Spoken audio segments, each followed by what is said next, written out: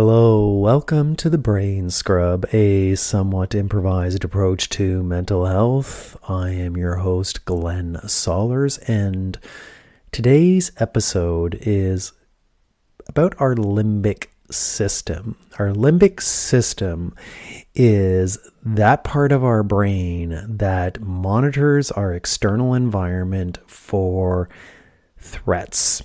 Friend, foe, can I trust you? Do I like you? Don't I like you? And it sends out automatic signals to our body, such as our facial expressions, hand movement, posture, tone, and tells the truth about what's really going on. And I love this topic because it ties into some of our other discussions we had. And today is really about the limbic system and authentic communication. Authentic communication is a course that I teach, and I love teaching it because people have these aha moments, because sometimes I don't think we actually take the time to really understand our emotions and appreciate that our emotions lead to these automatic behaviors. And thankfully, we have these automatic behaviors because border guards, lawyers, judges, they can read these cues in terms of what's going on with our facial expressions or our hand movement or our posture, our eye contact, and it speaks the truth. That's why within a fraction of a second, based on questions that are asked from somebody at Customs and Control, they can tell, does this person need to go to a different room, be cross-examined, or can I let this individual through? Are they speaking the truth? This course that I teach, and I'm going to give you a bit of it today, again, is powerful because people realize that a lot of our emotions are unconscious. We don't pay attention to our emotions all the time. We don't understand what's at play. So maybe if there's somebody that you just feel, I can't be real with them, and then consider, why is that? And what is that leading to? Like, how am I coming across? And when it comes to authenticity ultimately is you're with somebody, you can be yourself, you're not hiding anything, you're not wearing a mask, you're there in the moment, you're present, you're engaged, you have no mental chatter going on, you are connected and relaxed. However, being inauthentic or too authentic, and these are two extremes, are based on how do I actually really feel about the situation I'm in right now, about this individual, and things are going to show up. Like sometimes I come across as too authentic. I try too hard to get recognition. Folks, you all know, alienated Glenn hasn't seen my son in 7 years. And if I think about that, I've been way too authentic over the last number of years, trying to get some attention going and get things working, fix some problems. And that's being too authentic. Where being inauthentic is I wouldn't have done a thing. I just would not have pursued it. Where appropriate authenticity, which I'm starting to learn I should have done way back in the past, is just being curious, letting go, giving time, giving space. What will be, will be. How do we get to this balance of not being too authentic in a situation and not being inauthentic in a situation, but meet somewhere in the middle? This is something called core needs. If you write down a list of people, or just think of one person in particular that you feel, I just can't be authentic with you. I can't be real with you. Picture them in your mind.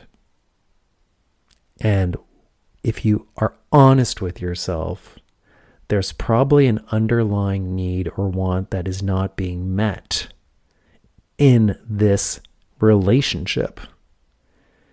Maybe you feel insecure around them because you might have a need of getting things perfect. Maybe you have a need for recognition and this person isn't providing the recognition that you need.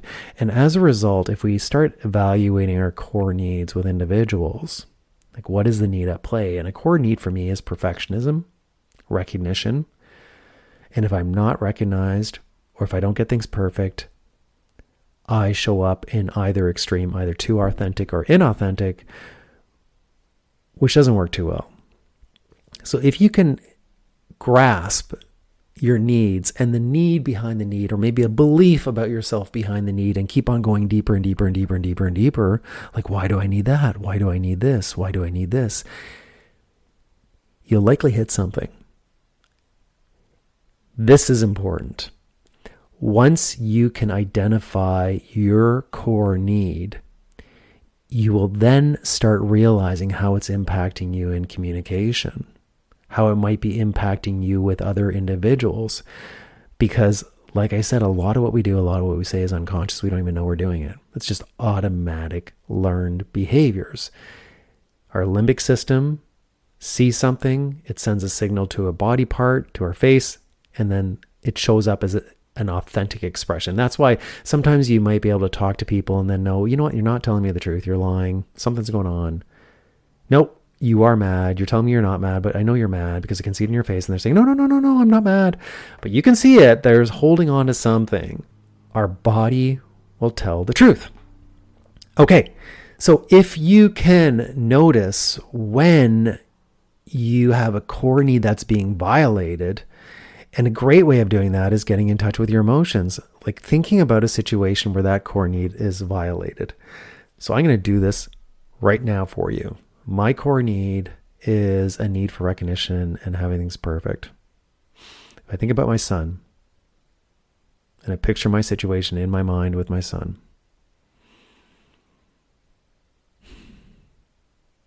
instantly I feel tightness around my neck. My throat is feels trapped, like strangled.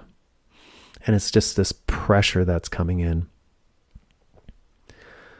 Now, that sign right there is a sign that my core need is being violated. So when I'm teaching a workshop, if I'm in a conversation with somebody, if I notice that my throat starts getting tight, my neck gets tight, I know that I'm not being authentic, that it's my core need that's driving the show. Now, if you spend some time with this body sensation, you can learn a lot about it, because you can even ask it, what is it that you have to tell me? So if I tie into my sensation, and I've done this before, it will say, let go. It's okay. Great. That is a level of emotional intelligence based on your core need. And then once you do a check-in like that with somebody, like take a break, I'm being triggered, my core need is being violated, take a step back. Why is it being violated? What am I making this person mean? What am I making this situation mean? But once we realize that we all have core needs and those needs are at play, we can start letting go of different things and not striving for the core need. You're never going to get rid of it. But if it's showing up in your conversations with communication and other people see your nonverbal cues, it's going to trigger them too. And it's not going to lead to an authentic, healthy relationship. It's going to lead to a lack of safety on both sides. Think about when you have an argument with a good friend or a spouse and it's not resolved, or you can still tell that they are not sharing everything, or it's not clear. It has an impact on how we feel around these people. So if you're not being real with people, that can be a problem. So check into your core needs, identify the underlying emotion, because our emotions tie into our nonverbal and verbal cues. And then instead of reacting as you normally would, if you take a moment to breathe, let go, you can then go back to being in an authentic relationship, or even letting people know that, right now I'm feeling a bit violated because of this, and I want to talk to you about this. Having a clearing conversation, that's a whole other thing to do. Just being open and honest with people and saying, this is how I feel when I'm around you. And I take ownership of that because I have a core need of this, and I don't want that to happen. Now, I want to touch briefly on the importance of this, because when you can identify your core need, you can say, well, what do I do now? Not why do I do it? You don't want to get spiraled down into why do I do that? Why do I need that? Like, I'm sure you already know if you were to do some work around that, but what can I do differently? One thing that I do differently in these moments when I notice my core needs being violated is I just take a deep inhale and deep exhale. With that being said, though, my son, I haven't seen him for 7 years. And I've been doing some thinking about this and doing some research around this and what to do when your child rejects you. And I know my core need that's being violated. It's around a sense of recognition. I'm worthy. I'm great. I have a wonderful life. Like, these are the things that I want to promote out there. And this is not working. Clearly, this relationship with my son's not working. And I was reading an article on children that reject you. And there's 3 things that can be at play when a child rejects you, according to this article. And it says that the children are intertwined with narcissistic parental alienation syndrome. We all know what narcissists are, but parental alienation syndrome is where a child is being manipulated to feel a certain way about another parent. So that's number 1. Number 2 is children with attachment trauma. Okay, and number 3 is children with personality disorders. Now, I believe at least one of these is present in the situation. But the thing is that I can't control it. It is what it is. And it's been dragging me down. I feel devastated, confused. I'm furious. I feel misunderstood. I don't feel validated. And these are my core emotions and needs that I have. And then how does one get over that? And there's certain things you can do around that. But I think a big part of it is understanding. But then as I was thinking about this today, right now I am powerless in this situation. And I have a history of wanting to control, to feel safe, connected. But if I'm out of control, or if I can't control a situation, then I feel anxious. Okay, so I have a need for safety. I have a need for people to be happy. How do I make sure that that happens? Is I used to be out there trying to control the environment so that people are happy, but now I can slowly let go of that. In this situation, I can't. I have no control, absolutely no control over the situation. Then I thought about, okay, well, letting go is not easy to let go. If you let go of something, you have to hang on to something. If I'm on the side of a cliff and I decide to let go of a branch I'm hanging on to, I will die. If I can hold on to another branch on the cliff, I will likely survive. What can I start holding on to that will give me a sense of power and a sense of control? And this is sad but true. One thing I can do differently, a branch I can hang on to, is hanging on to and focusing on the people I love and care about. And I apologize if I've repeated some of this in previous podcasts, but this is what really came to me today, is that I can focus in on what I can do. I can spend time with myself. I can focus in on different hobbies. But if I ruminate over my son, and if I try to let go, but I don't know what to hang on to, it's going to continually spiral downwards into nothing. So I sat with that. I sat with the pain. I sat with the sensation in my body. I sat with my sadness and what I can focus in on, what will take my attention so that I can let go of that branch, are things like it's his journey. This is up to him. Setting my boundaries and saying, you know what, I'm not going to accept this behavior. I'm not going to accept the belittling, these things that I'm hearing. So what I'm going to do is I'm going to tune out of his life. Otherwise, I'm going to continue to suffer. So these moments when you lack control about a situation, what can I focus in on? That's important. Where can I channel my authenticity so I don't become too authentic or inauthentic? And that's what I'm struggling with now in this relationship I'm trying to reconnect. But it's taking away from my authenticity with other people because I'm sad about it. Here's what we've covered in this episode. If you want to be authentic, which leads to, and trust me, I know this, leads to more peace of mind, leads to less stress. Like even today, I noticed in the gym, I really carry a lot of tension in my shoulders and my neck. And I was trying to lift weights without flexing my shoulders. And it was so hard because my body is so used to using my shoulder and my neck to compensate for things. And I had to let go. And I'm going to really practice doing that, is just breathing and making sure my neck and my shoulders aren't involved in anything. And that's going to relax my back tension, most likely. I'll let you know if it doesn't.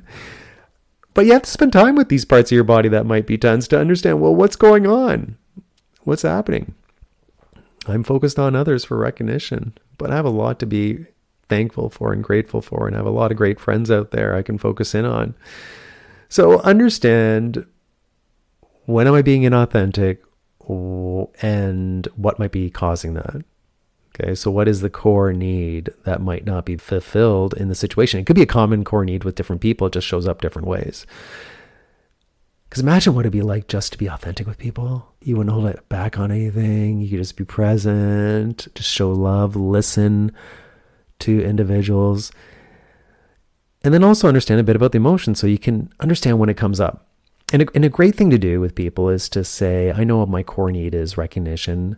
How can you tell when I'm not being recognized? What do I do? Because we might not see the expression on our face. And I love these aha moments that I see in workshops where people say, oh my gosh, I never thought of that. I never thought that my emotions were connected to my nonverbal cues or my tone. And that's a gift, because then we can start being real with people and managing those things by taking a moment to breathe and say, okay, I can let that go. Or what am I making this mean? Is it true? No, it's not true. And that will translate into more neutral body language where people feel safer to be around you. Here's your action. Write down a list of people that you feel, I wish I could be authentic with people, these folks here, because they are important to me in my life. What core need is at play?